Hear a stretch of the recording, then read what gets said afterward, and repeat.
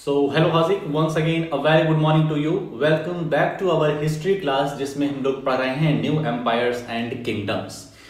नए नए एम्पायर्स और उनका जो राज्य है उनके बारे में पढ़ रहे हैं, कैसे वो कूटनीति अपना रहे हैं, किस तरीके से अपने राज्य को एक्सपैंड कर रहे हैं।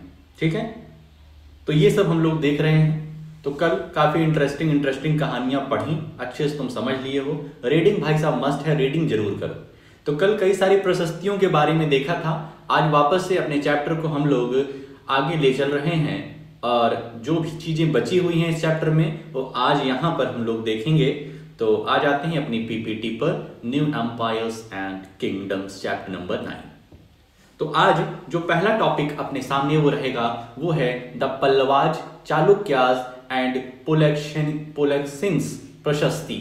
मतलब पल्लवाज राजा जो थे उनकी प्रशस्ति को पढ़ेंगे, चालुक्य राजा थे और पुलकेशिन जो राजा थे उनकी प्रशस्तियों को पढ़ेंगे। हाउएवर दीज किंगडम्स एडमिनिस्टर्ड, और ये जो किंगडम हैं अपने पल्लवा, चालुक्य और पुलकेशिन्स के, ये लोग एडमिनिस्टर कैसे करते थे, किस तरीके से वहां पर कानून व्यवस्था को चलाते थे। भाई साहब अभी इस चैप्टर के पहले हम लोग रूरल एडमिनिस्ट्रेशन देखे थे ना, कि रूरल में किस तरीके से एडमिनिस्ट्रेशन चलता है, पुलिस स्टेशन वर्क करता है, पटवारी लेखपाल वर्क करते हैं। तो देखा था ना, दो हम लोग गवर्नमेंट ऑफिसर्स को देखे थे। तो इसमें हम देखेंगे कि राजा के समय में किस तरीके से एडमिनिस्ट्रेशन चलता था। तीसरा, a new kind of army, इनके पास कुछ आर्मी भी होती थी, तो उसकी कैरेक्टरिस्टिक कैसे थी, कैसे दिखती थी, उनके पास कौन कौन से हथियार होते थे। Assemblies in the southern kingdoms, जो सदर्न किंगडम है, साउथ के एरिया के जितने राजघराने हैं वहां पर असेंबलीज कैसे होती थी ये देखेंगे। और लास्ट टॉपिक अपना रहेगा ordinary people in the kingdoms, आम आदमी जो किंगडम में रहते थे वो किस तरीके से रहते थे। ठीक है, तो इस तरीके से अपने ये 5 टॉपिक हैं, छोटे छोटे टॉपिक हैं, बहुत लंबी क्लास होगी नहीं अपनी। ठीक है, तो फुल कंसंट्रेशन के साथ आ जाइए भाई अपने इस चैप्टर में और देखते हैं इंटरेस्टिंग चीज यहां पर। ठीक, तो अपना चैप्टर है द पल्लवाज, चालुक्याज एंड पुलकेशिन्स प्रशस्ति के एक टॉपिक के साथ शुरू हो रहा है। The Pallavas and Chalukyas were the most important ruling dynasties in South India during this period. Southern की बात कर रहे हैं, सदर्न की। तो उस समय पल्लवा और चालुक्य जो थे ये वहां के मतलब अच्छे खासे राजा थे। मतलब इनके पास प्रॉपर्टी के मामले में मान लो या आर्मी के मामले में मान लो, इनकी जो रूलिंग डायनेस्टी थी वो काफी रिच थी। The kingdom of the Pallavas spread from the region around their capital Kanchipuram to the Kaveri Delta, while that of the Chalukya was centered around the Raichur Doab between the river Krishna and Tungabhadra. यदि map देखोगे तो map में बता रहा है कि पल्लवा की जो किंगडम थी वो कांचीपुरम से कावेरी डेल्टा तक, कांचीपुरम से कावेरी डेल्टा तक फैली हुई थी इनकी राजधानी, इनका जो राज्य था। और जो चालुक्य राजा थे ये कहां सेंटर्ड थे, तो Raichur Doab between the rivers Krishna and Tungabhadra. देखो डोआब मतलब होता है दो रिवर्स के बीच का जो जगह होती है। ठीक है, तो रायचूर डोआब मतलब कृष्णा और तुंगभद्रा के बीच का जो एरिया था वहां पे चालुक्य का राज्य चलता था। Aihole, the capital of Chalukyas, was an important trading center. See map 7, कह रहे हैं मैप 7 देखो, वहां पर जो चालुक्य का राजधानी थी ऐहोल, जैसे उत्तर प्रदेश की राजधानी लखनऊ है, पश्चिम बंगाल की राजधानी कोलकाता है, उसी तरीके से चालुक्य की राजधानी ऐहोल होती थी जो कि इंपॉर्टेंट ट्रेडिंग सेंटर था। यहां से इनके अच्छे खासे पैसे बनते थे। It developed as a religious centre with a number of temples, यहां पर रिलीजियस सेंटर भी खोला गया। रिलीजियस सेंटर मींस बहुत सारे वहां पे मंदिर बने। The Pallavas and Chalukyas frequently raided one another's land, especially attacking the capital cities which were prosperous towns. और ये जो पल्लवा और चालुक्य था ये एक दूसरे पर अटैक करते रहते थे। ठीक है, एक दूसरे की जमीन हड़पते रहते थे और जहां से ये लोग प्रॉस्पेरस, ज्यादातर वहां पर अटैक करते थे जहां प्रॉस्पेरस टाउन था, तो लूट उठ करके वापस चले आते थे। चालुक्य जाकर के पल्लवा के एरिया में करते थे, पल्लवा चालुक्य में, तो ये सब इनके बीच में चलता रहता था। The best known Chalukya ruler was पुलकेशिन्स टू। जो चालुक्य रूलर, चालुक्य के इंपॉर्टेंट जो बेस्ट नोन लीडर हुए वो पुलकेशिन II हुए। We know about him from a prashasti composed by his court poet Ravi Kirti. मतलब सब अपनी दरबार में एक पोएट को रखते थे जो कि प्रशस्ति लिखते थे। प्रशस्ति मतलब राजा की बड़ाई करके कुछ लिख देते थे। तो यहां पर हम रवि कीर्ति नाम का एक पोएट था जो कि पुलकेशिन का एक क्या था, पोएट था। तो उसकी प्रशस्ति से हमको पुलकेशिन के बारे में जानने को मिलता है। This tells us about his ancestors who are traced back through 4 generation from father to son. और इस प्रशस्ति से हमें पता चलता है पुलकेशिन के एंसेस्टर के बारे में, पुलकेशिन के जो बाप दादा थे उनके बारे में जानने को मिलता है। Pulakeshin evidently got the kingdom from his uncle. और पुलकेशिन उस प्रशस्ति से हमें ये जानने को मिलता है कि पुलकेशिन जो थे वो अपने किंगडम को अपने किससे पाए थे, अंकल से, चाचा जान से पाए थे। अकॉर्डिंग टू रवि कीर्ति, मतलब उनका पोएट किसका, पुलकेशिन का। According to Ravi Kirti he led expedition along both the west and the east coast. Ravi Kirti के अनुसार पुलकेशिन जो था वो वेस्ट और ईस्ट दोनों तरफ अपने एक्सपेडिशन, अपनी आर्मी, अपने लोगों को, अपने बंदे को लेकर के जाता था और वहां पर लूटता था, वहां के राज्य को हड़पता था। Besides he checked the advance of Harsha. There is an interesting play of words in the poem Harsha means happiness. The poet says that after this defeat, Harsha was no longer Harsha. Harshvardhan की बात कर रहे हैं, इसके पहले जो हम लोग पढ़े थे। कह रहे हैं इस डिफीट के बाद जब ये पुलकेशिन हर्षा को हरा देता है, हर्षा आगे बढ़ रहा था ना, तो जैसे ही डेक्कन के पास पहुंचता है पुलकेशिन उसको रोक लेता है। तो हर्षवर्धन जो होता है इस डिफीट के बाद हर्ष नहीं रहता है। हर्ष मतलब हैप्पीनेस भी होता है। तो इस हार के बाद हर्षवर्धन क्या लिखा हुआ है, Harsha was no longer Harsha, मतलब हर्षा अब हैप्पी नहीं है, Harsha is no more happy. Pulakeshin also attack the Pallava king who took shelter behind the walls of Kanchipuram. Pulakeshin जो है ये रुकता नहीं है, पल्लवा किंग को भी हराता है, उस पर भी अटैक करता है जो कि कांचीपुरम की दीवार के पीछे शेल्टर लिया था। But the Chalukya victory was short lived, लेकिन चालुक्य की जो विक्ट्री थी वो शॉर्ट लिव्ड थी। ठीक, ultimately both the Pallavas and the Chalukyas gave away to new rulers belonging to the Rashtrakuta and Chola dynasty, about which you will study in class 7। कह रहे हैं चालुक्य की जो विक्ट्री थी वो ज्यादा देर तक नहीं चल पाई और पल्लवा और चालुक्य दोनों अपनी जो डायनेस्टी है उसको गिव अप कर दिए नए रूलर्स को। ठीक है, जिसके बारे में हम लोग क्लास 7th में पढ़ेंगे। ठीक है, इसको जरा पढ़ लेना, ये क्वेश्चन पढ़ना और आंसर ढूंढने की कोशिश करना। हिंट में सी चैप्टर 8 में जाकर के थोड़ा सा देखना क्या है। However, these kingdoms administered, अभी तक जितने भी हम लोग किंगडम्स पढ़े हैं वो हर्षवर्धन की बात हो या फिर चालुक्य की बात हो या फिर पुलकेशिन की बात हो, तो किस तरीके से अपने किंगडम को एडमिनिस्टर करते थे, किस तरीके से इनका एडमिनिस्ट्रेशन था, कानून व्यवस्था कैसे चलती थी, ये देखना है। As in the case of earlier kings, land revenue remained important for these rulers and the village remained the basic unit of administration। कह रहे हैं लैंड रेवेन्यू जो था इससे अच्छा खासा पैसा आता था, आर्थिक व्यवस्था लैंड रेवेन्यू से ही बनती थी इन लोगों की। ठीक है, और विलेज जो थे वो बेसिक यूनिट थे एडमिनिस्ट्रेशन के। ठीक है, विलेजर्स अच्छे खासे टैक्सेस देते थे। There were some new developments as well.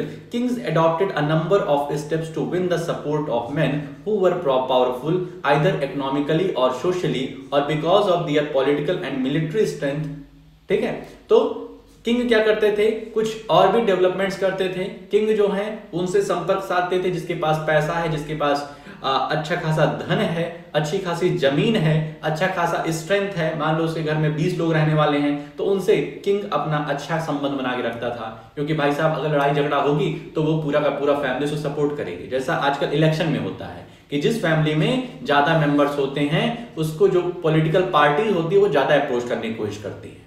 ठीक है, उसी तरीके से इसमें भी है कि राजा जो है, राजा उसकी तरफ देख रहे हैं जिसके पास पैसा है, जिसके पास जमीन है, जिसके पास स्ट्रेंथ है, ज्यादा पॉपुलेशन है, तो वैसी फैमिलीज को, वैसे फार्मर्स को बना के अपने साथ रखती थी। Some important administrative post were now hereditary. कह रहे हैं अब एडमिनिस्ट्रेशन का जो प्रोसेस है वो बता रहे हैं कि some important administrative post were now hereditary. उस समय क्या था? हेरिडेटरी थी, मतलब पिताजी के बाद लड़के को मिलेगा, लड़के के बाद उसके लड़के को मिलेगा, मतलब राजा का बेटा ही राजा बनेगा, वैसी बात है। This means that sons succeeded fathers to this post. For example the poet Harisena was a mahadandanayak और chief judicial officer like his father. मतलब राजा का बेटा ही राजा बन रहा है, मिनिस्टर का बेटा ही मिनिस्टर बन रहा है। तो वही बात कह रहे हैं कि हेरिडेटरी चल रहा है। जिस प्रकार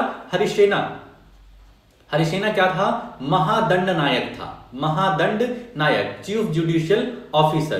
तो जैसे उसके पिताजी थे, हरिसेन के पिताजी थे, वैसे ही वो भी बन गया। ठीक है, मतलब पोस्ट जो है वो हेरिडेटरी है, बाप के बाद लड़के को मिलेगी। Sometimes one person held many offices. For instance, beside being a Mahadandanayak, Harishen was a Kumar Amatya, meaning an important minister, and a Sandhi Vigrahika, meaning a minister of war and peace.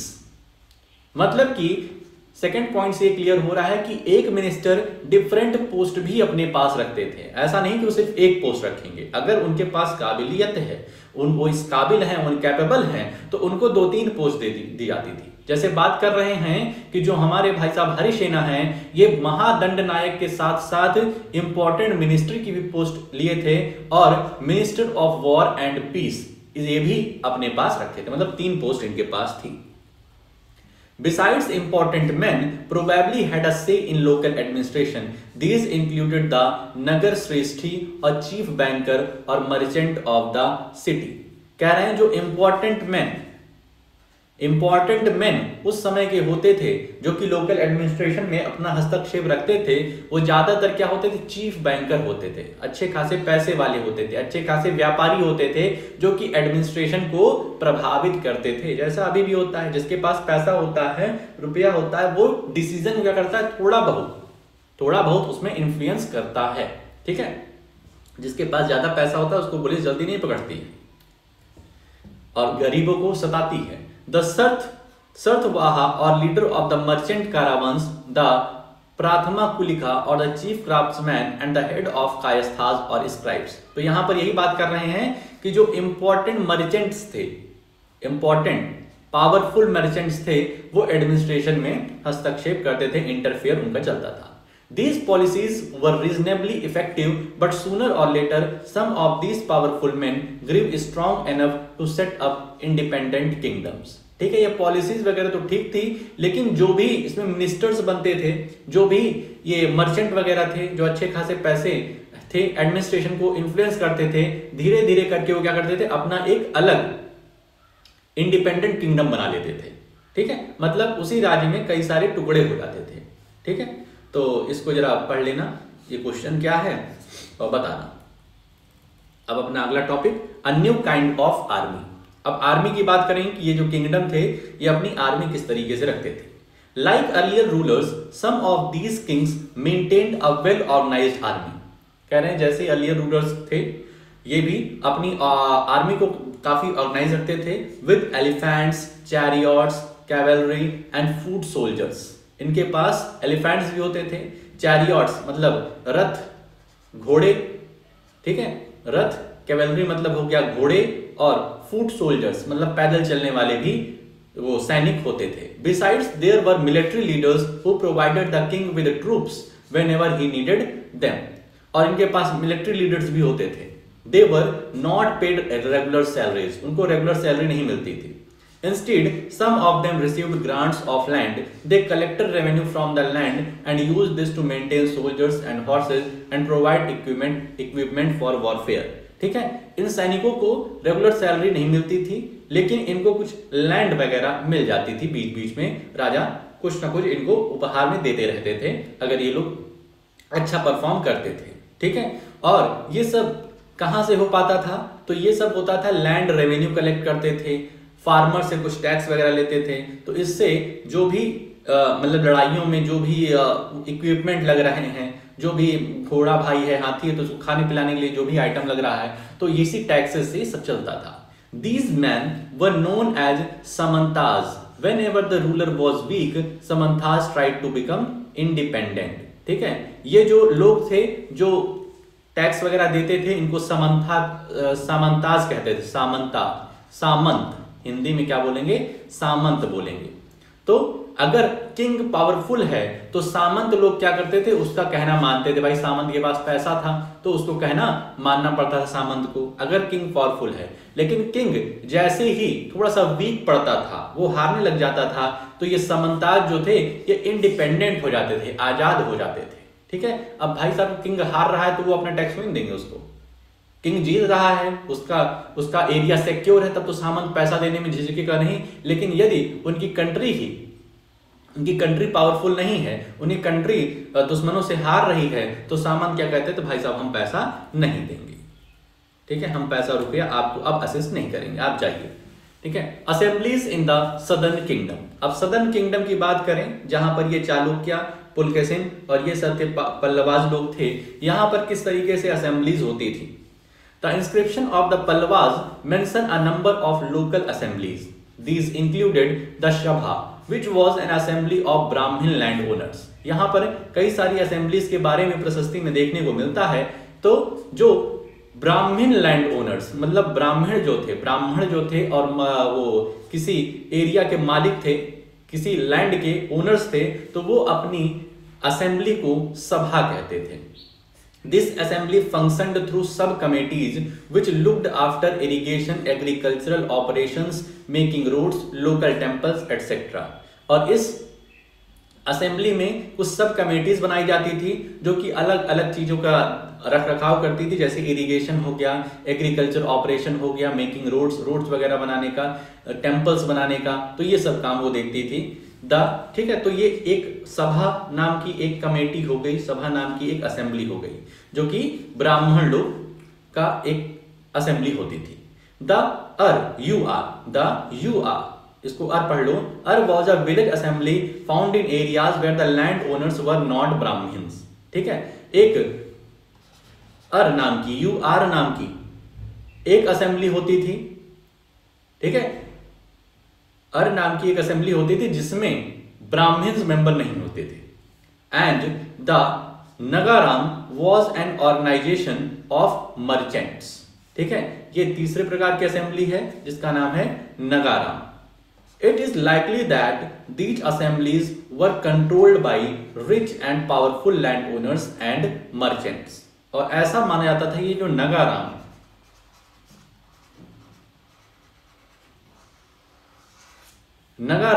नाम की assembly थी, ये इसके members कौन होते थे? जो powerful land owners थे, जिनके पास अच्छा खासा पैसा था, व्यापारी गण जो थे। ठीक है, सभा हो गई ब्राह्मण्स की कमेटी, ब्राह्मण्स की असेंबली। अर हो गया, यू आर हो गया, ये क्या है? ये नॉन ब्राह्मण्स की असेंबली है। और नगाराम जिसके पास पैसा रुपया ज्यादा था, ठीक है, व्यापारी गण की। Many of these local assemblies continued to function for centuries. और ये जो लोकल असेंबलीज थी ये शताब्दियों तक, सेंचुरीज तक अपना फंक्शन करती रही। ठीक है, अब अपना लास्ट टॉपिक है ऑर्डिनरी पीपल ऑफ किंगडम्स। ठीक है, जो ऑर्डिनरी पीपल थे किंगडम के, वो सब कैसे रहते थे? We can catch an occasional glimpse of the lives of ordinary people from plays and other accounts. Let us look at some of these. कह रहे हैं कुछ जो हम जान सकते हैं कि ऑर्डिनरी पीपल कैसे रहते थे। प्रशस्तीज में कुछ जगह लिखा रहता था या कुछ प्लेस, नाटक वगैरह चलता रहता था, तो उसमें हमें पता चलता था। Kalidas is known for his place depicting life in the Kings court. An interesting feature about these plays is that the king and most Brahmins are shown as speaking Sanskrit, while women and men other than the king and Brahmins use Prakrit. कह रहे हैं कालिदास जो कि important एक कवि रहे हैं, एक जाने माने राइटर रहे हैं, जो कि प्लेस के लिए काफी ज्यादा जाने गए, नाटक लिखने के बारे में जाने गए, और एक किंग के कोर्ट में रहते थे, किंग के दरबार में रहते थे। ठीक है। और इनके प्लेज से ये जानने को मिला, एक इंटरेस्टिंग फैक्ट जानने को मिला कि जो किंग होते थे और जो ज्यादातर ब्राह्मण्स होते थे वो संस्कृत लैंग्वेज का इस्तेमाल करते थे, मतलब बोलने में, आपसी बोली भाषा में संस्कृत भाषा का यूज करते थे। लेकिन वुमेन और मेन जो किंग और ब्राह्मण्स के अलावा हैं, वुमेन और मेन ब्राह्मण्स और किंग के अलावा हैं, वो प्राकृत भाषा का यूज करते थे। मतलब किंग हो या फिर ब्राह्मण्स हो, ठीक है, तो वो इस्तेमाल करते थे संस्कृत भाषा का। लेकिन other than king and Brahmin use Prakrit language. His most famous play Abhijnana Shakuntalam, Abhijnana Shakuntalam इसको बोलते हैं हिंदी में, अभिज्ञान Shakuntalam, Abhijnana Shakuntalam. His most famous play, Abhigyan Shakuntalam, is the story of the love between a king named Dushyant and a young woman named Shakuntala। ठीक है, कालिदास का एक important play रहा, famous play रहा, जिसका नाम था अभिज्ञान शाकुंतलम। ठीक है, ये पूछा जाता है कि अभिज्ञान शाकुंतलम की रचना किसकी है, किसने अभिज्ञान शाकुंतलम नामक नाटक लिखा, तो बता देना भाई साहब, कालिदास जी ने, कालिदास जी ने।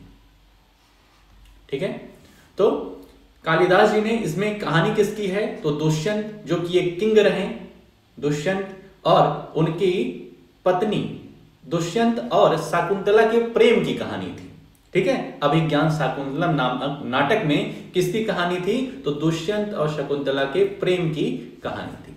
We find an interesting description of the plight of a poor fisherman in this play. और इस प्ले में, अभिज्ञान शाकुंतलम में, हम लोग देखते हैं कि एक पुअर मैन, एक गरीब मैन, गरीब फिशरमैन, मछुआरे की, गरीब मछुआरे की किस तरीके से दुर्दशा होती है। प्लाइट मतलब होता है दुर्दशा। ठीक है, तो a fisherman finds a ring, ये एक कहानी दी गई है, इसको पढ़ना भाई साहब। ठीक है, इसको पढ़ना और बताना। ठीक है, ये उसी में है, अभिज्ञान शाकुंतलम में है ये कहानी। ठीक, तो पढ़ना और बताना क्या लिखा हुआ है। द चाइनीज पिलग्रिम फाहियान, इसको फाहियान पढ़ते हैं, notice the plight of those who were treated as untouchables by the high and mighty. Chinese एक यात्री आए हुए थे अपने यहाँ, फाहियान नाम के, उन्होंने यहां आकर के देखा कि जो अनटचेबल्स हैं, मतलब लोगों को अनटचेबल नाम की एक जात में डाल दिया गया कि तुम्हें टच नहीं करना है, तुम्हें दूर रहना है हमारे एरिया से। ठीक है, तो उन्होंने, फाहियान ने डिस्कस किया कि किस तरीके से यहां पर दुर्दशा हो रही है एक प्रकार के व्यक्तियों के साथ, और उनको अनटचेबल्स कहा गया है हाई और माइटी के द्वारा, जो हाई क्लास वाले हैं या फिर किंग लोग हैं। They were expected to live on the outskirts of the city, और उनसे ये कहा जाता था, भाई साहब आपको सिटी के बाहर रहना है। आउटस्कर्ट्स मतलब बाहर, बाउंड्री पर रहना है। He writes, if such a man enters a town or a marketplace, he strikes a piece of wood in order to keep himself separate। और जब भी ऐसे पर्सन मार्केट प्लेस में एंटर करते तो वो अपने साथ एक लकड़ी लिए रहते थे और उसको बजाते हुए जाते थे, मतलब स्ट्राइक करते हुए जाते थे, मतलब ये शो करते थे कि हम आ गए हैं और हमको कोई टच ना करे। ठीक है, ये कौन है, ये जो बजा रहे हैं, ये वही अनटचेबल हैं। यदि वो सिटी में आ जाते थे तो जो हाई और माइटी हैं, मतलब जो हाई क्लास वाले थे, जिसमें पावरफुल पैसे वाले थे और किंग थे, वो कहे थे कि जब तुम एंटर करना तो इस तरीके से स्ट्राइक करते हुए आना, जैसे पूरे नगरवासियों को पता चल जाए कि कोई अनटचेबल आया हुआ है, और वहां से हट जाओ। ठीक है, कि तुम्हारी परछाई या तुम किसी से टच में ना आओ। ठीक है, ऐसा था। पीपल हियरिंग दिस साउंड, जब पीपल ऐसे साउंड को हियर करते थे, know what it means and avoid touching him और ब्रशिंग अगेंस्ट हिम। ठीक है, तो जैसे ये आवाज सुनते सब लोग किनारे हो जाते थे, कोई एक अनटचेबल आया है, इसको छूना नहीं है, नहीं तो बीमारी हो जाएगी। ऐसे ऐसे कई सारी कहानियां फैली हुई थी कि ये सब गंदे होते हैं, ऐसी ऐसी बातें। एंड बाणभट्टा, तो ये फाहियान बताते हैं। ठीक है, फाहियान जो कि एक चीनी यात्री था जो हिंदुस्तान आया था, थोड़ा सा वो करने, ट्रेवल करने आया था। And Banbhatta provides us with a vivid picture of the king's army on the move। और बाणभट्टा, ठीक है, बाणभट्टा एक क्या थे, एक पोएट थे, किसके दरबार के थे बताना। बाणभट्टा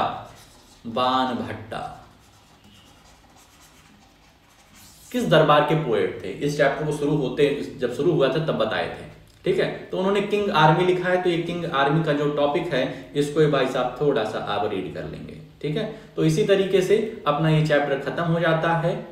अब आपका काम कुछ इस प्रकार रहेगा कि जो चीज पढ़ाया है उसकी रीडिंग तो करोगे ही, प्लस कुछ पढ़ने के लिए भी तुम्हें दिया है, ठीक है। बहुत ही इंटरेस्टिंग कहानी है, उसको ये मत सोचो कि बहुत ही बोरियत वाली है, उसको तुम पढ़ोगे तो मजा आएगा, ठीक है, कि पहले कैसे होता था, कैसे कैसे राजा लोग काम करते थे, ठीक है। तो इस तरीके से चैप्टर हो जाता है खत्म। तो पूरा रीड करके जो भी इंपॉर्टेंट पॉइंट्स तुमको नजर में आए उनको लिख लेना, कुछ दिक्कत बनते हैं उनको शाम को पूछ लेना। तो आज के लिए अपने इस वीडियो में हम लोग इतना ही रखते हैं, मिलते हैं नेक्स्ट वीडियो में। ओके।